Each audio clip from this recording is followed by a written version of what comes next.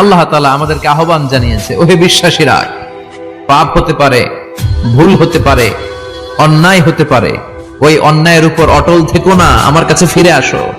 Come to your Lord, তোমার রবের দরবারে ফিরে আসো, ক্ষমার মতো ক্ষমা চাও, ক্ষমার মতো ক্ষমা চাইলে আমি সব ক্ষমা করে দেব। সুবহানাল্লাহ পড়েন।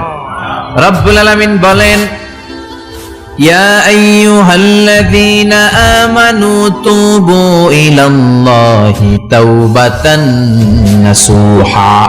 ও বিশ্বাসীরা, ভুল করেছো, অন্যায় করেছো, পাপ করেছো, জুলুম করেছো, আমার কাছে ফিরে আসো, ক্ষমা চাও। ক্ষমার মতো ক্ষমা চাইলে সব গুনাহ মাফ করে দিতে পারে কে? পাপ নাই, গুনাহ করি নাই, এরকম কেউ আছে? কথা বলেন। কত পাপ করছি, কোনো হিসাব আছে? পৃথিবীর কেউ না জানলেও জানে কে? পৃথিবী না জানুক আমি তো জানি, আমি কি